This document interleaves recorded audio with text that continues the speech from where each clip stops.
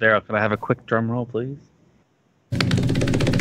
All right, coming in from Winnipeg, Manitoba, he is what one might say the handsomest lawn bowler in Canada.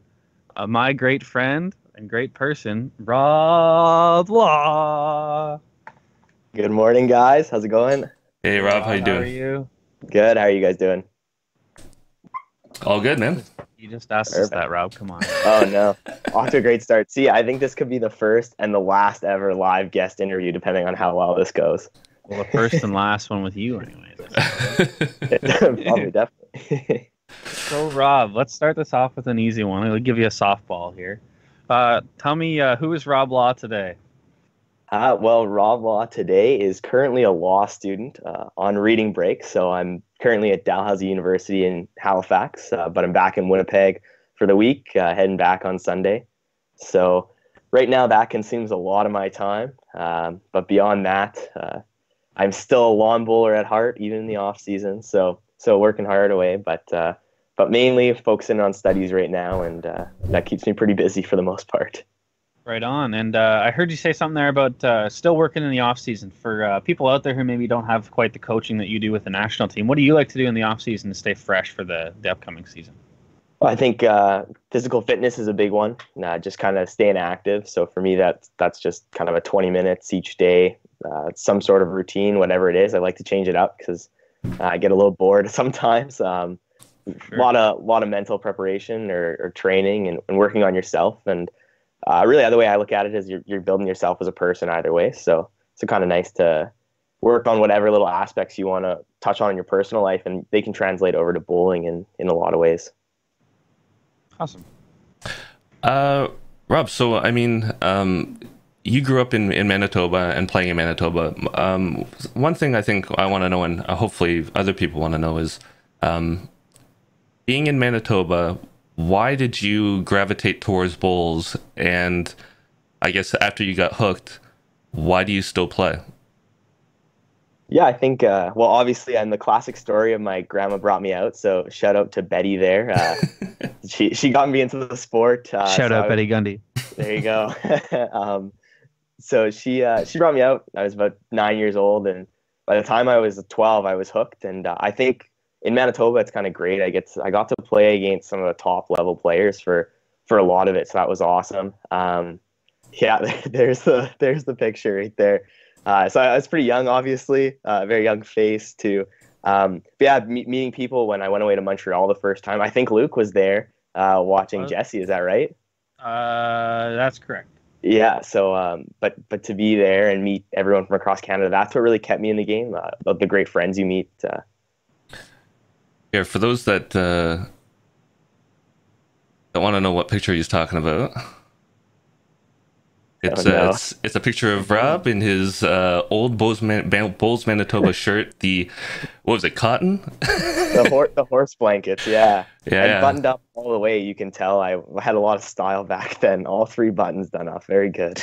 Yeah, look at those shoes. Those are some nice Adidas you got going on there. I feel a little bad about your back ankle there. Oh, this is a good one. Now, what I wanted to know was, give us a little background about this photo. This is one of my favorite photos. I took it personally, so what do you think about it? All right, well, I guess background to the photo, I'm pretty sure this is right before a game. Apparently, I'm in a fantastic mood.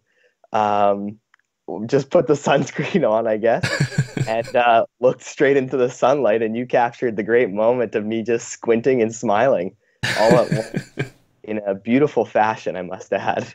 You look great, bud. And I've got one more, which I think is a little better photo for you anyway. This stuff. Oh yeah, There we are. there you go. Yeah, that's a good one. APs after the fours. We had a great game against Hong Kong to get into the semifinals there in the extra end, where Cam came clutch on the I think it was the second last draw, I guess. But to win that one was really cool. And then we had a good little battle against New Zealand. Unfortunately, lost that, but to win bronze with these guys was pretty cool, I must say. Neat. Yeah, Rob, you've competed at the international stage a few times now. Do you think the APs of the last year, I guess, would be your favorite event so far? Or?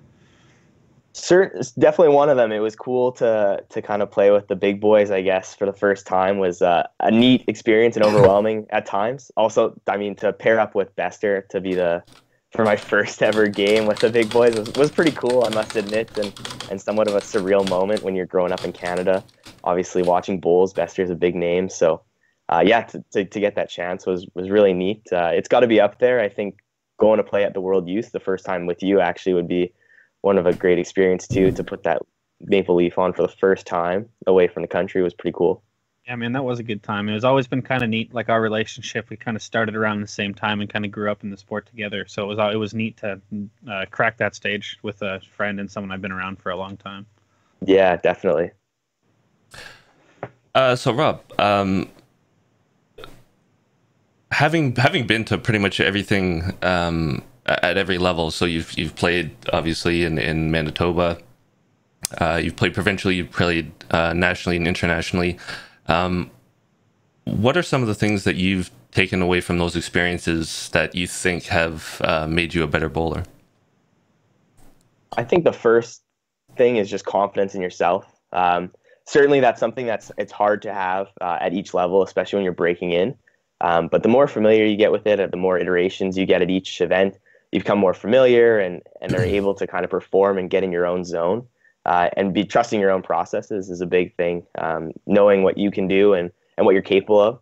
Obviously, I'm not known for the big hitting shots. So, when I was younger, that was a big thing I had to learn, was that that's not my specialty.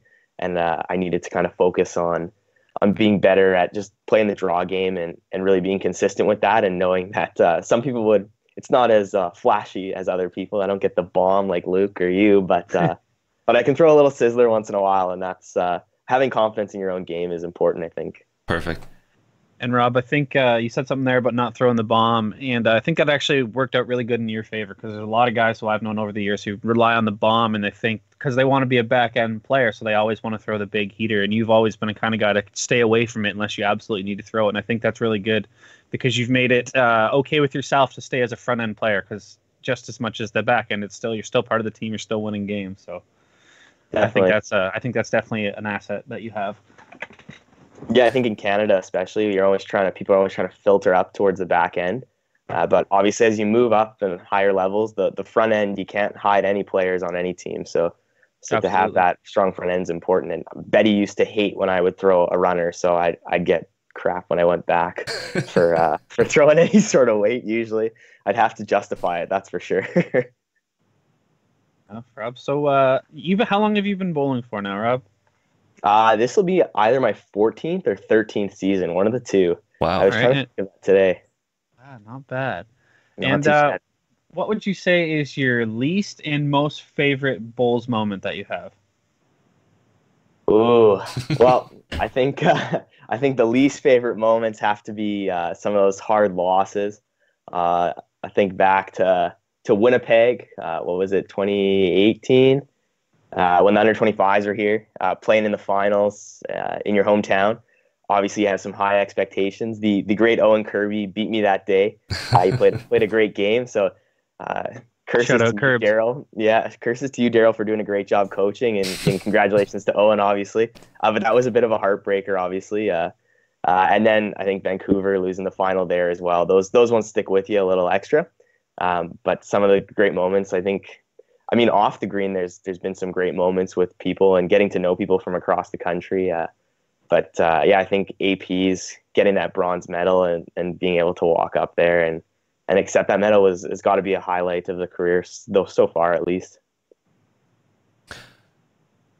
I'm just going to read a little chat message from Ralph Ellis here. Since draw weight in Canada is frequently striking weight in Australia, are you a better hitter on faster surfaces? The quick answer to that is definitely not.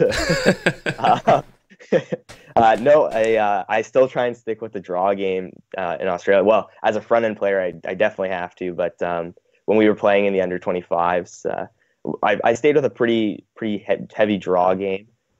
Certainly, there are times where my draws take up Canadian weight by accident, but that's a lack of mental focus at times. But no, I stick with the sizzler would be about as hard as I go in Australia or any sort of fast-paced green.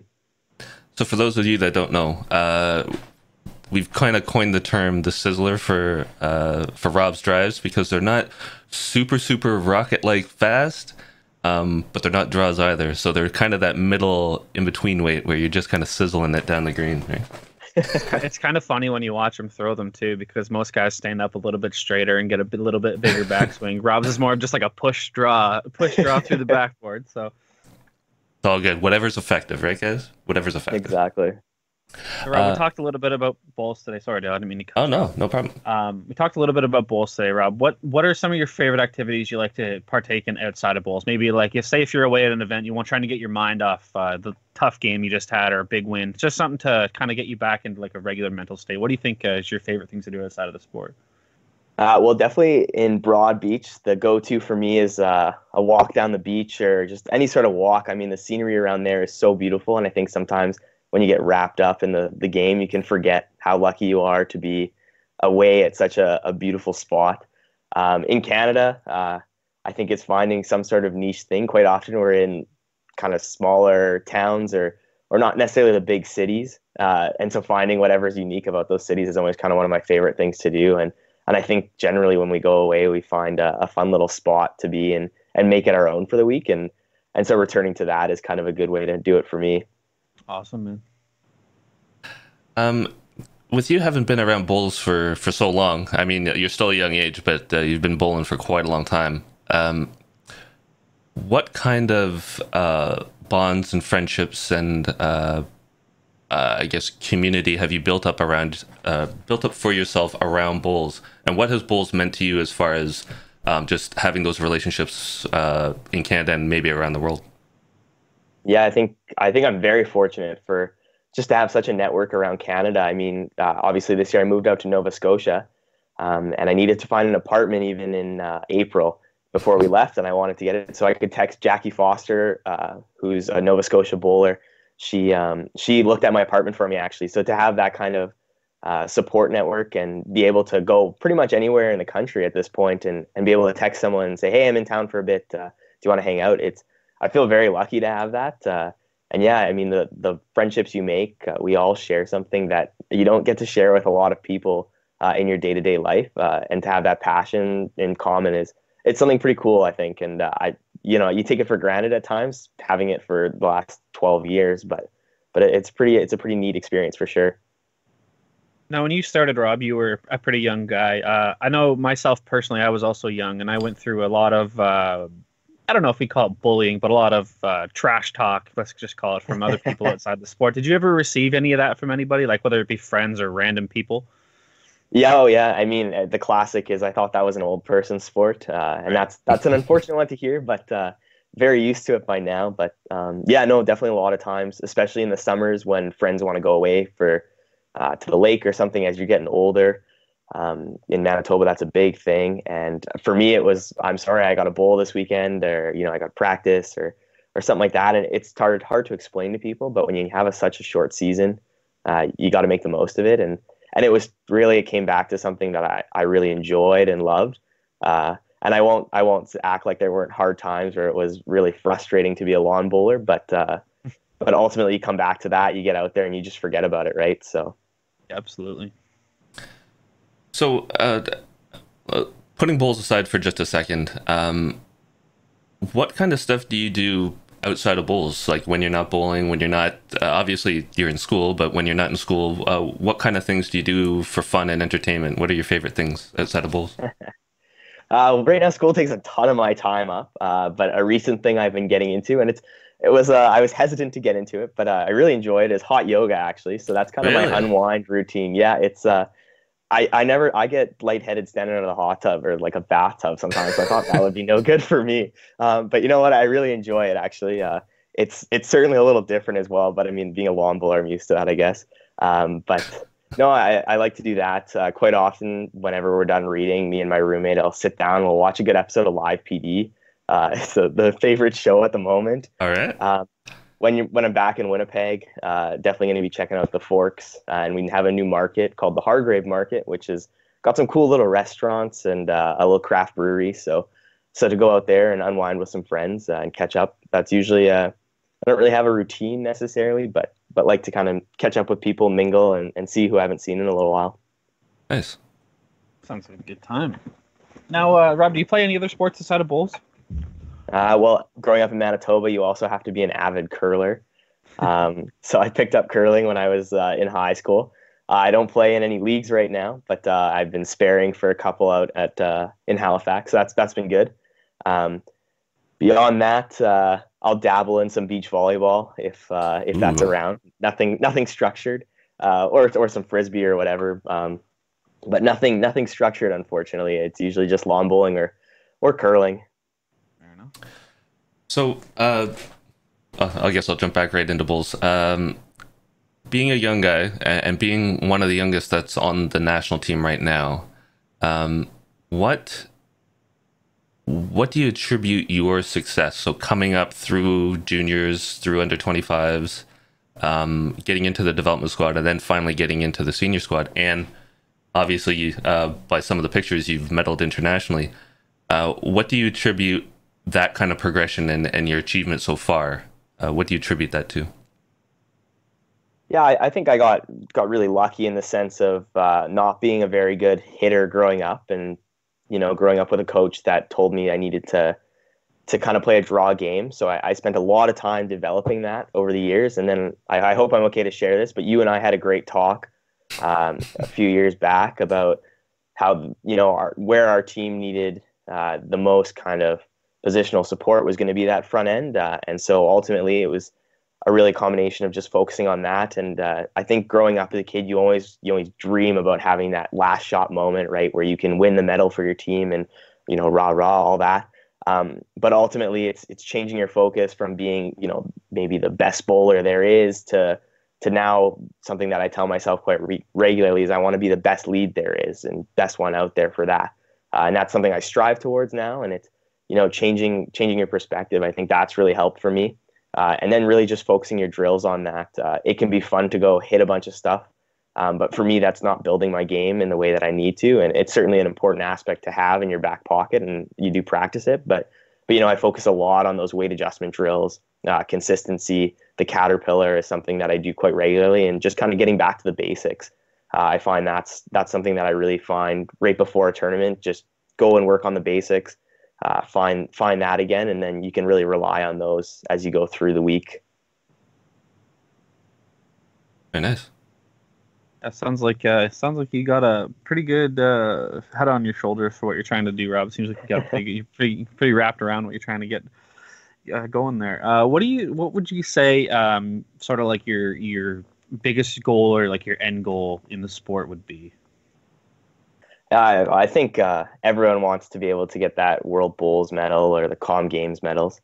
For me, I think my end goal is I want to be able to kind of leave this game and be able to look back and be proud of whatever accomplishments I had and whoever I was on the green and off the green in the sport. I think to look back on the relationships you have will last much longer, although the hardware would always be nice. So a combination of the two somewhere in there. Do you have any aspirations beyond what you're doing now? I mean, obviously, you're hitting at the top level with playing on the national team, but I guess once all that's said and done, do you have any aspirations down the road of what you want to do in bowls or beyond it? Yeah, I'd love to see bowls develop in Canada. I've really enjoyed being able to work kind of Bowls Canada is such a small kind of organization to be able to work on some of the committees and try and help build the sport from a policy aspect is something that really interests me. Right now, I've been working a bit with Athletes Can and kind of looking at the safe sport stuff and how Bowls Canada can really start to grow within the larger sport community of the country. I think that's something I'd really love to see as we go forward. Awesome. Just reading a comment from the chat here, Rob. We got a question for you. How much time do you spend on mental preparation and mental rehearsal? It's hard to put an exact number on it each week. I have a few things I work on kind of every day that are a part of just my routine now, and then things that are a part of my weekly routine. And so I'll sit down before each week and set out my goals, and those include things like your personal life, your bowling life, your fitness, your mental preparation, how you want to feel. So that takes about a half hour a week, and then each day, maybe 15, 20 minutes in the morning.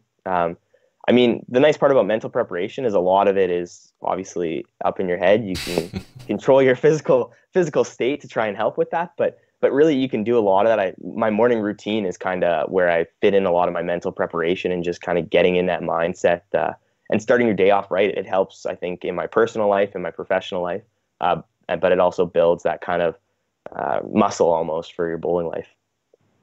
Right on. I guess a side question. Did you have anybody guess that you were going to actually be on the show today by some of the I guess, images that we sent out of what is now known as the Rob Law shirt? I was talking to Luke about that last night. I think my mom might have blown the comment on Facebook. So she certainly had it.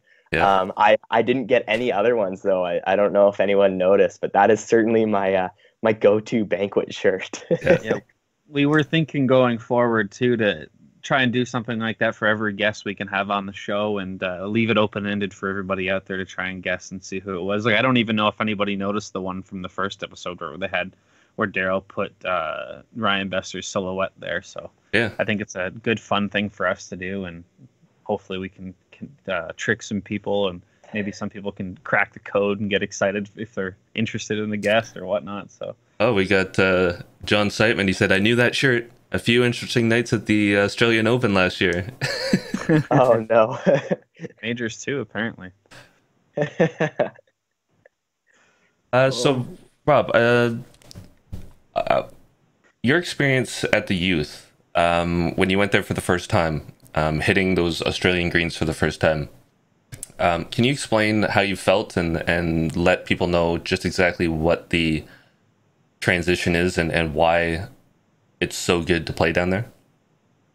Yeah, I mean, obviously the greens down there are like pristine. There's very, very few runs. You're really just managing the wind. But obviously when you get down there for the first time, and I think Luke can probably attest to this, we went through, when you play on those kind of speeds for the first time, it can be extremely mentally draining. In Canada, you're playing on 10, 12-second greens. And that's just kind of, you're used to it. You don't have to think about it. It's a routine. You just get on and you do your thing. And but when you go down there, if you get on and do your thing, you're launching that thing right through the backboard. And certainly there were times that we talked a lot about that in debriefs where, you have to just, each shot needs to be mentally prepared and focused and know what you're going to do. So it can be very frustrating at times because you know what you want to do, you can do it. But the more time you get on those greens, it really improves your technical aspects as a player. Because you need to be so sound playing on something like that.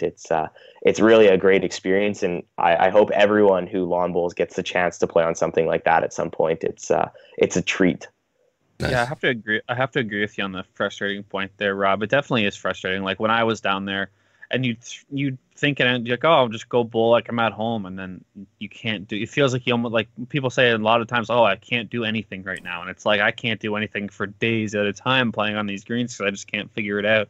And then almost, like for me personally, I was beating myself. Like, can I even bowl? Like, why am I even here? What is going on? So it definitely does take a lot of mental preparation and a lot of practice on the green to really dial yourself in and be able to get to a point where you can compete like you're at home and you can remember how to roll the bowl down the green. Exactly. I think Ryan Bester in our last interview said it best. It's even when he went down there, it took him a good 2-3 years to really develop the craft and understand exactly what he needed to do. And that's coming from a guy who won the Worlds and went down there being like an excellent bowler in Canada. It takes time to get that memory going and understand exactly what you need to do every single bowl in order to be successful, right? Absolutely. Definitely means a lot coming from a guy who's arguably one of the best players in the world too. So exactly. It's not even easy for somebody of that stature. So segue that, Rob, what was it like to play with Ryan? It was certainly a neat experience. I mean, Ryan is such a world-class player that to be his front end, it takes a lot of pressure off you in terms of the results you want to do.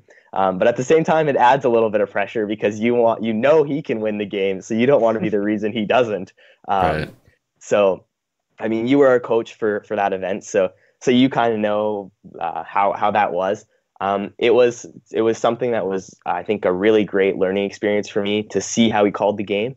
Obviously, playing on those kind of speeds, there's different danger spots that you need to cover off, and he's really great at spotting those, and to just watch him place his bowls and where he wanted to play and the strategy was a really great experience for me to absorb that.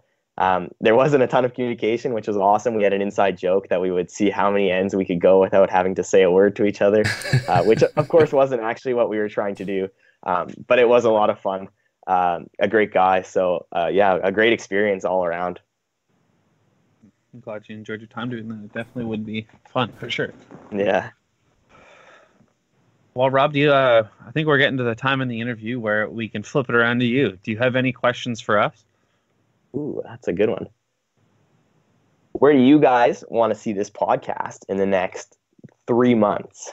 The next 3 months. Ooh, that's a tough one. So I've spoken publicly on the podcast about what I would like. My biggest goal of the podcast would be to somehow be able to have a setup that we can take with us, so we could interview people, whether it's in the country or if Darryl's away in Australia, bang out a couple interviews with some big name people, or when we go to the majors or any sort of event, just be able to set up a podcast in a hotel room and have live in-person interviews. I think that'd be really awesome. But the next 3 months, I don't know. I just the way that our channel's been growing and all the support we've got's really good. So if it keeps on the same trend, I would be very, very happy with it. Yeah, for me, it's been really surprising, these support. I mean, it's nice, and I know people were going to support it, but it's still a surprise nonetheless. Seeing the trend of the channel day over day and week over week, and Luke can attest to this. I'm obsessed with analytics, so I'm looking at every day. It's like, okay, how many viewers did we get? How many subs? How many this? How many that? I get a message almost every day when we get something's going on. So for me, for 3 months out, I want to continue on this steady growth that we're having. So we've hit, I don't know how many subs it says down there, but it's 126, which is not bad for our first couple shows. If we can continue on this trajectory, I'd love to be in and around the 500 sub mark somewhere in the middle of the year. If we can do that, that would be outstanding as far as I'm concerned. Awesome. And Luke, I have a question for you, actually.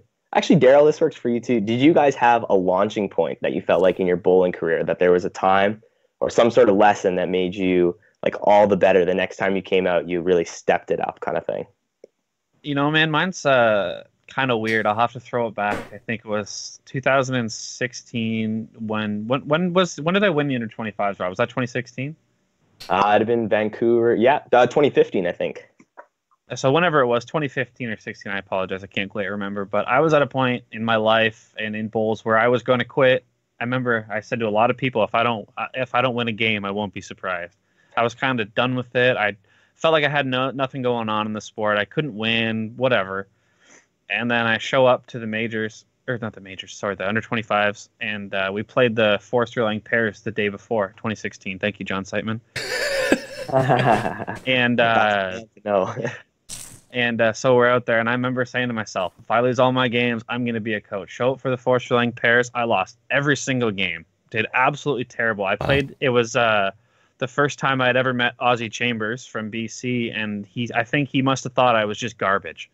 And was like, how has this kid ever won anything? Why has he ever done anything? And then showed up the next day, and I got absolutely annihilated in my first game of the under-25. And I was like, oh boy, here we go. I guess I'm quitting. And I was like, I'm not, like, no joke. I was so beat myself up so bad over it. I was ready to go throw my bowls in the lake. And then I don't know what happened. It just everything just clicked, and I beat everybody the rest of the way through and had that crazy win against Brandon in the final. And then right after that, I got a call from, was Mackie Singh at the time, telling me stuff about the NAC and asked if I was available for that and all this other stuff. And it was just kind of like everything kind of came out of nowhere and really slapped me in the face almost. It was great. And I think that's what really helped me propel myself forward. And just with the opportunities that I was given, it gave me like a new life in the sport and made me want to try a little bit more and actually get out and practice and take opportunities. When people would ask me to go bowl, I would show up and I would play and to try to do my best every single time, rather than just going out and rolling bowls and just being there because I felt like I had to be, sort of thing.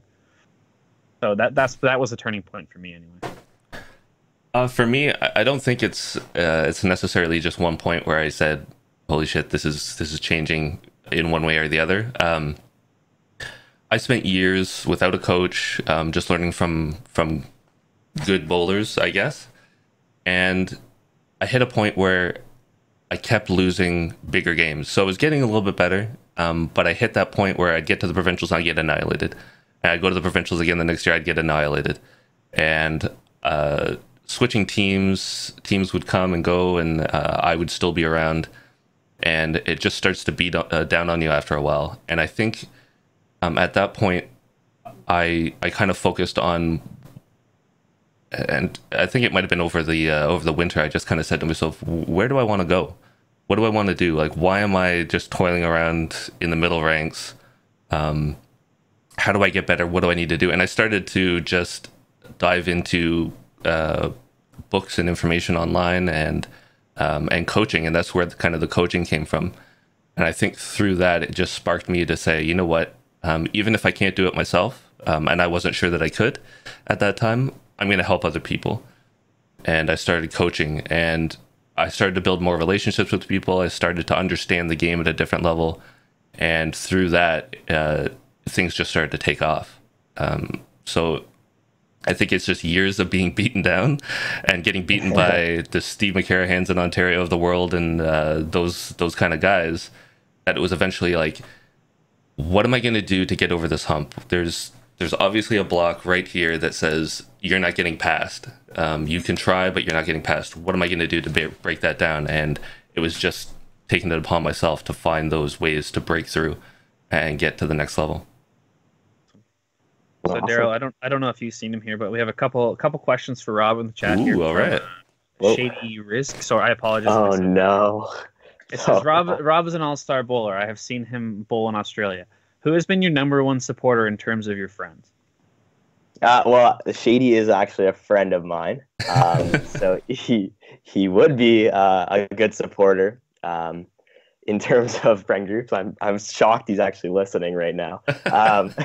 But yeah, no, I've been really lucky in the support system I have at home.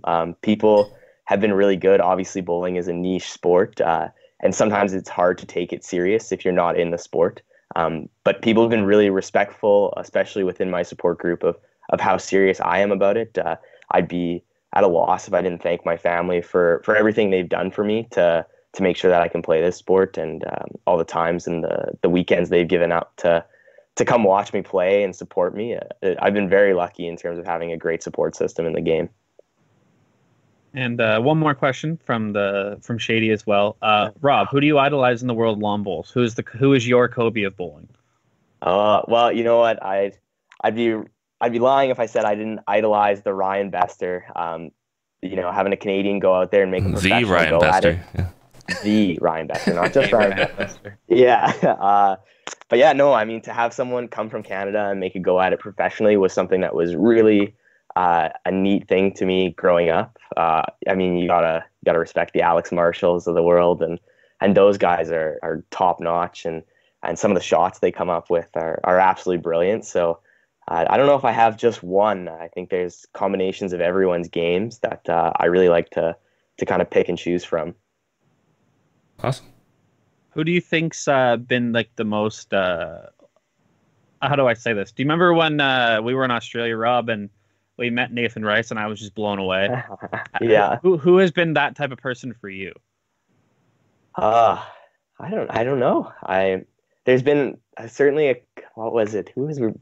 We were playing someone in APs, and I remember just sitting there I think it was Shannon McElroy, and I just was like, this is who I'm playing against right now. It was kind of a surreal. I was leading up against him in the pairs.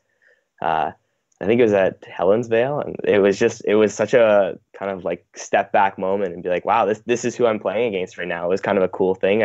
I'd watched him play Ryan in the World Singles, in the World Bowl Singles finals, I guess, and so just to be like, wow, I'm playing against this guy right now. I'm drawing up against him. It was kind of a cool. That was certainly a moment. I was like, wow, that's awesome. Mm-hmm. So, Rob, do you have any other questions for us today? Well, I'd like to know what's up for you guys this season. Like, how are you guys preparing? What are you getting ready? Oh, we're gonna win the provincial fours. Move on to the nationals, and then outside of that, I hope to do well in the under 25s here in Peterborough at the club. Have a good showing there in front of the hometown guys and my friends and family. Hopefully they show up. But yeah, that's pretty much it for me. I don't really have much else going on this season. So, Oh, the podcast. I'm looking the podcast, and I'm looking forward to playing at WOBA with a couple of my friends. So that'll be fun too. Awesome. For me, I guess it's going to World Bowls and seeing how that all pans out. I'll be hanging out with Rob a little bit with his shirt and and Captain Corduroy, who is Derek Dillon, by the way, for those that don't know. Yeah. And the fours. I'm really focused on the fours. I played with Luke last year, and we were one shot away from making it to the medals, and we want to do that and so much better this coming season. That's kind of the main focus right now. Yeah. Awesome. Cool. Rob, Ralph Ellis would like to know before we let you go here. Did you trash talk Shannon McElroy? I'm not a trash talker on the green, unfortunately. It's never been a skill that I'm good at. I need to work on my chirps a little more, I think. Really, you gotta go play some pickup hockey or something. Exactly. Yeah, I gotta come up with some good lines for the next time. Well, all right, Rob. Thanks very much for your time today. I appreciate you coming onto the podcast and having a conversation. I had a really good time talking to you, as I always do. It was a lot of fun. And once again, thanks, and good luck with your upcoming season. And just so you know, you have the support of the Canadian Bowler all the way. So that's right. Thank you, guys. It was great to be here. I had a lot of fun. Thanks, Rob. Take care.